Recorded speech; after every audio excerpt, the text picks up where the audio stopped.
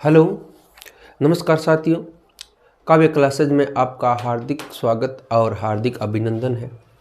प्यारे साथियों, पिछली कक्षाओं में अर्थात पिछले क्लासों में हमने चर्चा की कि भाई अलंकार के प्रकार, अलंकार भी पढ़े कुछ। आज हम एक महत्वपूर्ण अलंकार पढ़ने जा रहे हैं, वो है संदेह अलंकार। कौन सा अलंकार पढ़ने जा रहे हैं? संदेह अलंकार पढ़ने जा रही है। संदेह। प्यारे साथियों और प्यारे बच्चों, इस वीडियो को आप पूरा देखना है। ऐसा नहीं है कि थोड़ा सा देख लिया और स्किप कर दिया। स्किप कुछ भी नहीं करना है, पूरा ध्यानपूर्वक देखना है। और जो बच्चे 10th में पढ़ रहे हैं, 11th में पढ़ रहे हैं, 12th में पढ़ रहे हैं, उनके लिए ये वीडियो बहुत ही उपयोगी है। प्यारे साथियों, जो अब क्या है कि फरवरी के लास्ट वीक में कक्षा 12 की एग्ज़ाम है वो शुरू होने जा रही हैं। और मार्च के जो प्रथम सप्ताह है उसमें कक्षा 10 है, उनके एग्ज़ाम शुरू होने जा रहे हैं। अब ऐसा नहीं है कि ठंड ज़्यादा हो गई कि ठंड की वजह से हम पढ़ाई नहीं कर पा रहे हैं। ऐसा नहीं करना है। अपने पढ़ाई को ज़्यादा से ज़्यादा समय देना है, ठीक है?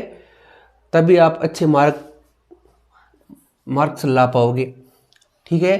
तो विशेष तौर से ध्यान रखोगे सब बच्चे कि फरवरी और मार्च में बोर्ड की कक्षाओं के एग्ज़ाम होने वाले हैं, तो आपको ज़्यादा से ज़्यादा पढ़ाई करनी है। तो आइए अब हम पढ़ते हैं संदेह अलंकार के बारे में। यानी संदेह अलंकार कहाँ होता है, इसकी क्या पहचान होती है, अगर पेपर में आए तो हम किस प्रकार इन प्रश्नों को हल कर सकते हैं। प्यारे साथियों, संदेह अलंकार क्या होता है? जब किसी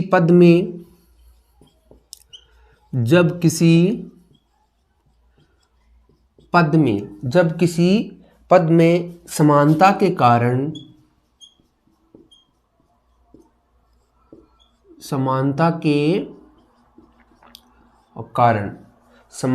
कारण उपमेय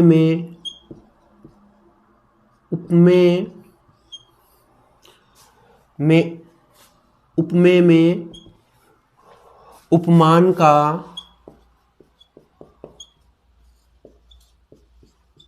संदेह उत्पन्न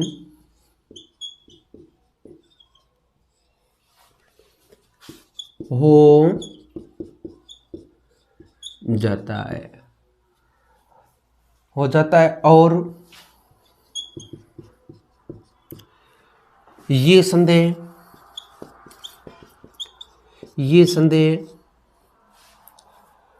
अंत तक बना रहता है।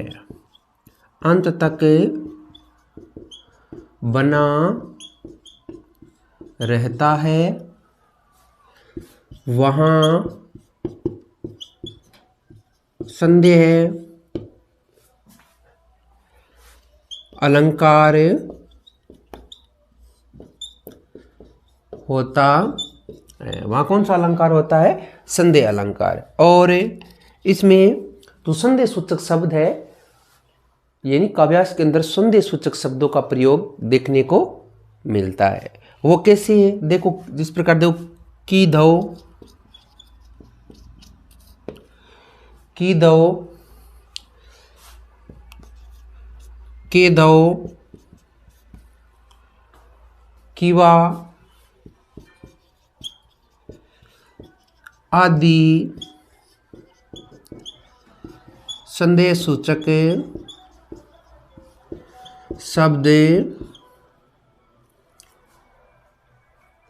शब्द देखने को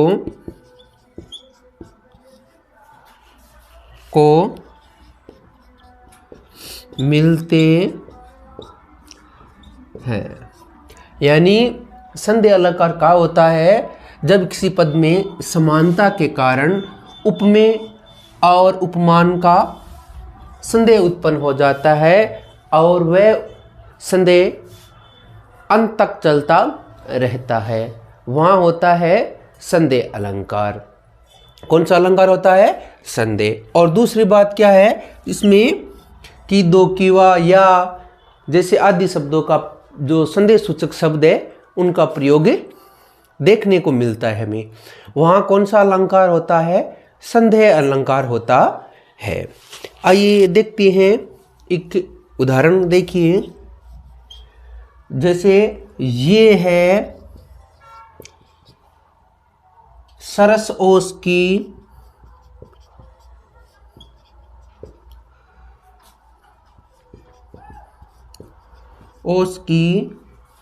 बूंदे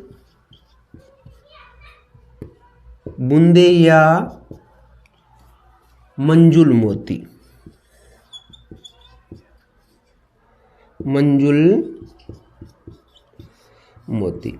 इस पद्यांश में देखिए, ये है सरस ओस की बूंदे या मंजुल मोती है।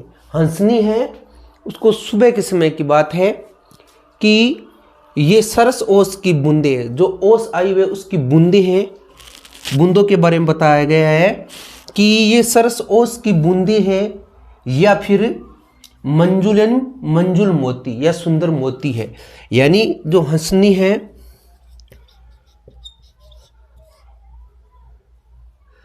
उनको क्या है, संदेह उत्पन्न हो रहा है कि ये सरस ओस की बूंदे हैं या फिर या क्या है, या मंजुल मोती या सुंदर मोती है।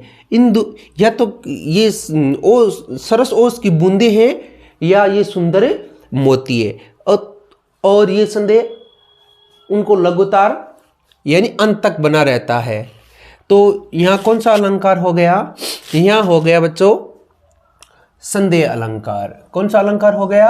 संदेह अलंकार हो गया। देखिए, ये संदेह सूचक शब्द है या है जो संदेह सूचक शब्द। इससे में ये जात होता है कि इसमें कौन सा अलंकार है? संदेह अलंकार है। एक उदाहरण और देखिए संदेह अलंकार का।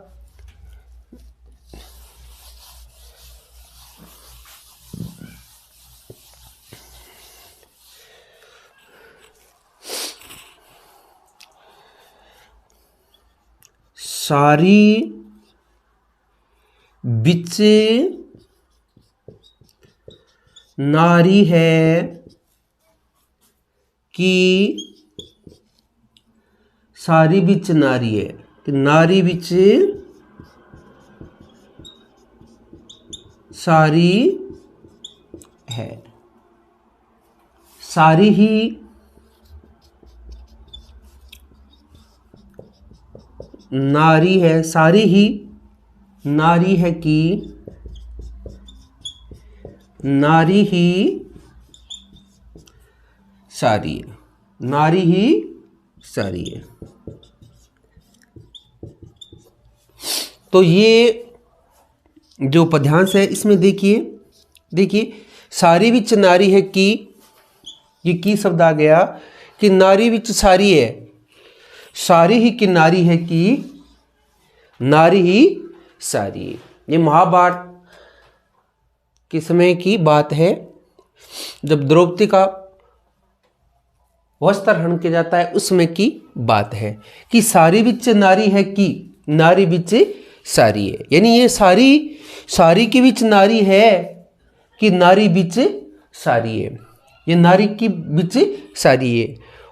और सारी ही नारी है कि नारी बिच सारी है। ये जो संदेह सूचक शब्द है, संदेह सूचक शब्द है, इससे हमें ये ज्ञात होता है कि इसमें कौन सा अलंकार है? संदेह अलंकार है। तो प्यारे साथियों, ये था संदेह अलंकार। तो अब आपको मैंने पहले भी बोल दिया, फरवरी और मार्च में एग्जाम स्टार्ट होने जा रहा है, उसको ध्यान रख के आप अपनी तैयारी करोगे। और ये वीडियो आपको कैसा लगा जरूर कमेंट के माध्यम से हमें अवगत कराओगे। धन्यवाद। जय हिंद, जय